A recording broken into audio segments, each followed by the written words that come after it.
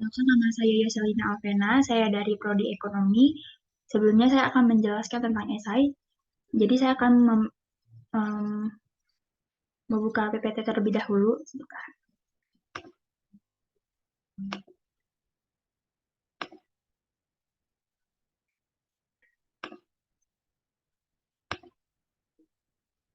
Cara membuat esai.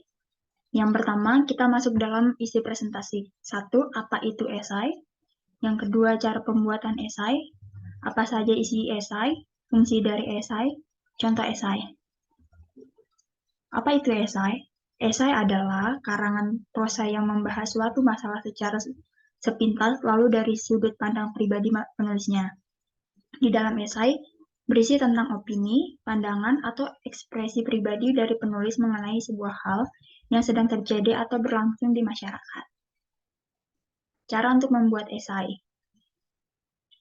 Yang pertama, tema. Contohnya adalah tema yang saya pilih adalah gizi pada anak rantau.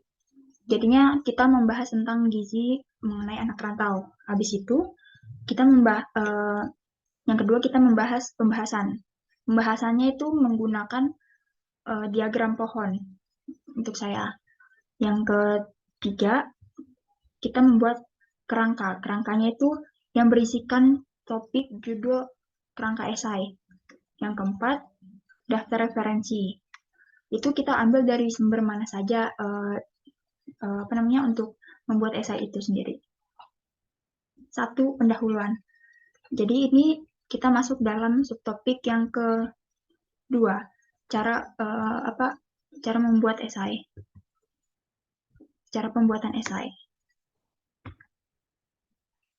Jadinya di dalam esai itu sendiri ada yang namanya pendahuluan. Jadi sama dengan tujuan pendahuluan pada tulisan ilmiah, dalam pendahuluan cara penulisan esai, penulisan dapat memberikan sedikit pendapatnya mengenai tema yang akan dibahas. Secara singkat, mengantar atau gambar agar dapat menarik topik yang akan dibawakan suatu esai pada pendahuluan. Adanya pendahuluan membuat membaca lebih mudah untuk memahami isi esai yang akan disampaikan. Maka pendahuluan juga dapat dikatakan sebagai awalan esai. Yang kedua, kita masuk dalam pembahasan atau isi. Jadinya setelah kita membahas pendahuluan, habis itu kita membahas isi-isinya, isi dari esai tersebut. Pembahasan esai atau isi merupakan bagian yang menjelaskan mengenai tema atau topik esai secara detail dan terperinci. Penulis akan menjabarkan pendapat secara berturut-turut dengan ide yang disusun dalam kerangka. Pada bagian ini akan dibahas dengan dijelaskan secara lebih rinci dan mendetail mengenai topik atau tema yang telah dipilih sebelumnya. Dasar-dasar dari penyusun argumentasi juga dijelaskan di bagian isi. Misalnya saja, teori atau pendapat para ahli yang dikombinasikan dengan data serta fakta yang ada di lapangan. Pembaca akan mempercayai opini penulis yang disampaikan dengan esai melalui teori, data, dan fakta yang dituliskan. Kita masuk yang ketiga, penutup atau kesimpulan. Jadi, selain ada pendahuluan, pembahasan atau isi, di situ juga ada penutup atau kesimpulan. Menjadi bagian akhir dalam sebuah esai, penutup atau kesimpulan ini menjadi poin berupa kalimat yang merangkum hal-hal penting yang sudah diulas pada bab pendahuluan dan pembahasan. Pada bagian ini, seharusnya penulis dapat menuliskan dengan singkat, padat, dan tidak melebar ke topik lainnya. Di bagian ini juga, penulis juga dapat memberikan saran di beberapa esai untuk menulis pihak etika guna menyikapi permasalahan yang dibahas pada bagian penutup. Lalu kita masuk ke dalam fungsi esai. Esai ini mempunyai suatu fungsi khusus, yaitu menggambarkan pandangan dan sikap surat kabar atau majalah tersebut terhadap suatu topik dan isu dalam masyarakat. Dengan esai tajuk, surat kabar tersebut membentuk topik pembaca. Jadi, sebelum itu, saya akan masuk ke dalam esainya. Masuk dalam contoh esainya. Jadi, setelah membahas tentang apa itu esai, cara pembuatan esai, apa saja isi esai, fungsi dari esai, lalu kita masuk ke contohnya.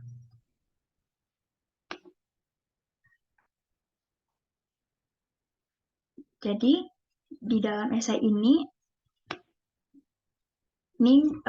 dalam topiknya adalah pengaruh jumlah uang bulanan terhadap gizi anak rantau. Dibuat oleh saya sendiri, jadi saya akan membacakan ini kerangkanya. Ini untuk paragraf pertama saya akan membahas tentang apa itu gizi. Gizi adalah substansi organik yang dibutuhkan organisme untuk fungsi normal dari sistem tubuh, pertumbuhan dan pemeliharaan kesehatan. Penelitian di bidang nutrisi mempelajari hubungan antara makanan dan minuman terhadap kesehatan dan penyakit, khususnya dalam menentukan diet yang optimal. Gizi sendiri sangat dibutuhkan untuk tubuh dan juga gizi sendiri berperan penting untuk tubuh.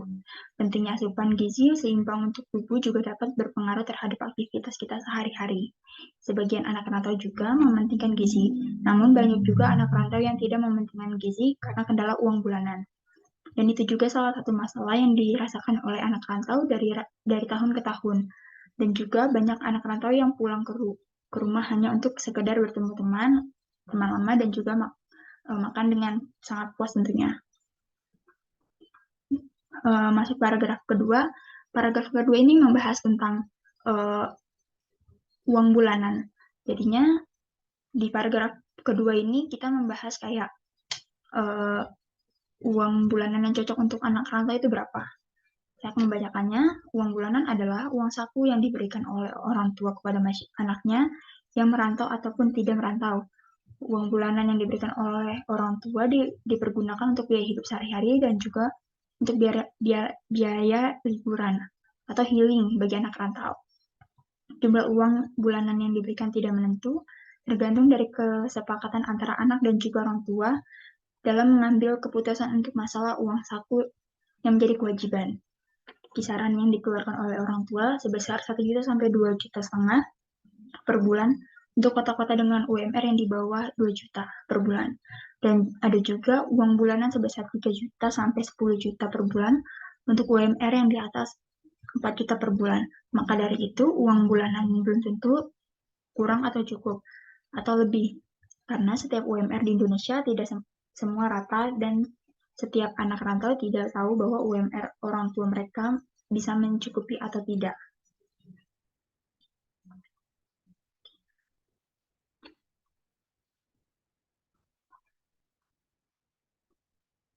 Jadinya di sini kita membahas tentang kualitas tentang uang bulanan yang diberikan pada anak rantau. Yang di paragraf ketiga ini membahas tentang kayak pentingnya uang bulanan itu untuk kehidupan sehari-hari. Pada anak rantau sangat bergantung kepada kualitas uang bulanan yang diberikan orang tua. Dari uang bulanan yang didapatkan sangat berguna bagi kehidupan sehari-hari. Benar adanya jika anak rantau harus pintar dalam memanage uang bulanan yang diberikan setiap bulan. Terkadang ada saja pengeluaran yang di luar dugaan membuat uang bulanan tersebut menjadi lebih cepat habis. Karena uang bulanan yang terbatas dan juga banyak anak rantau yang menyepelekan keseimbangan gizi, ini juga berpengaruh terhadap uang bulanan yang diberikan terlalu lama yang mengakibatkan anak rantau tidak mementingkan gizi.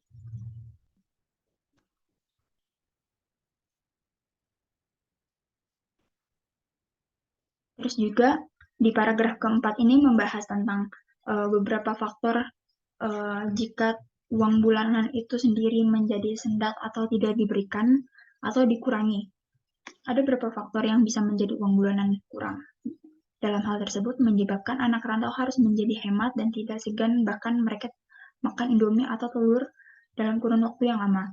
Ini juga bisa menyebabkan obesitas karena terlalu banyak mengkonsumsi makanan instan dan juga bisa menyebabkan stres karena harus memiliki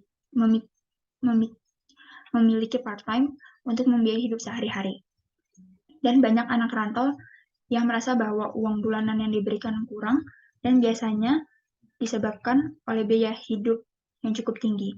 Maka dari itu pentingnya sebagai anak rantau harus memiliki tabungan darurat, dan juga orang tua yang harus selalu pas dalam mengirimkan uang bulanan. Dalam paragraf kelima ini, kita membahas tentang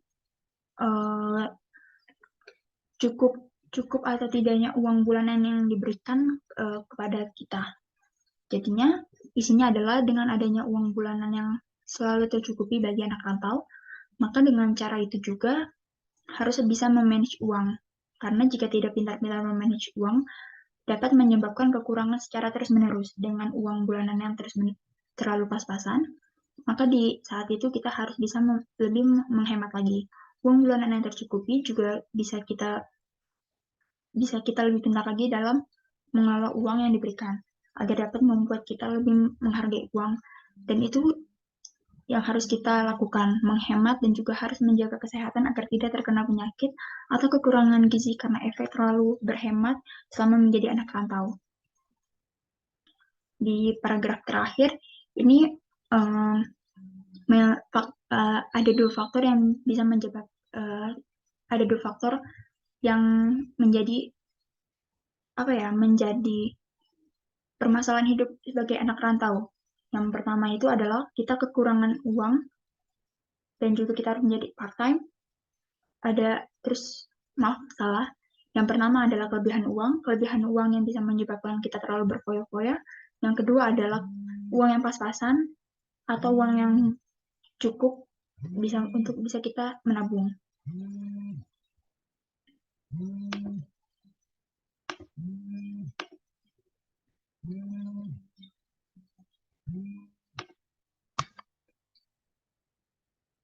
Halo? Aku ada depan nih. Bentar lagi berak. Sini. Jangan dulu masuk. Bentar lagi berak, dikit lagi selesai.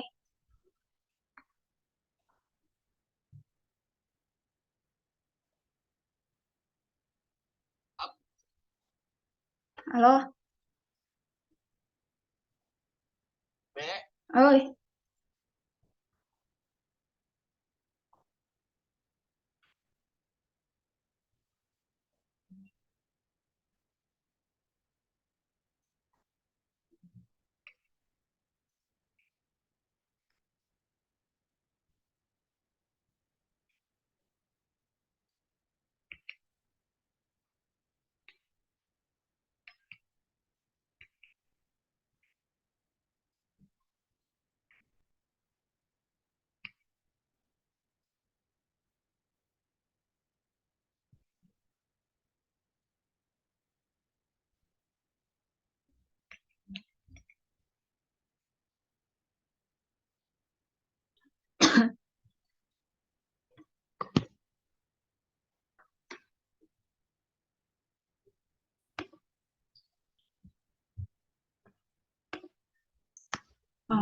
Saya akan lanjutkan. Uang bulanan yang diberikan jika lebih dari cukup dapat disimpulkan menjadi dua faktor. Yang pertama bisa menjadi gaya hidup yang foya-foya dan juga boros untuk keperluan senang-senang, bukan untuk menabung. Dan biasanya gaya hidup ini bisa menjadi bumerang bagi diri sendiri karena dengan gaya hidup yang terlalu mewah bisa menyebabkan juga tidak ada tabungan dan juga tidak bisa memanage uang dengan baik. Dan faktor yang kedua adalah berhemat. Beda halnya dengan yang pertama, yang kedua ini tentang hemat. Dalam faktor kedua, ini dapat dikatakan bahwa uang diberikan bisa saja sudah lebih dari cukup. Dengan uang bulanan yang lebih dari cukup bisa membuat kita menabung. Bahkan kita bisa juga memulai investasi atau juga memulai berjualan kecil-kecilan. Dan untuk faktor yang kedua ini seharusnya bisa dilakukan oleh semua anak rantau, dan cukup banyak anak rantau yang bisa menghemat, bahkan bisa membuka usaha dengan menggunakan uang bulanan yang diberikan, dan juga mendapat lebih dari hasil part-time mereka.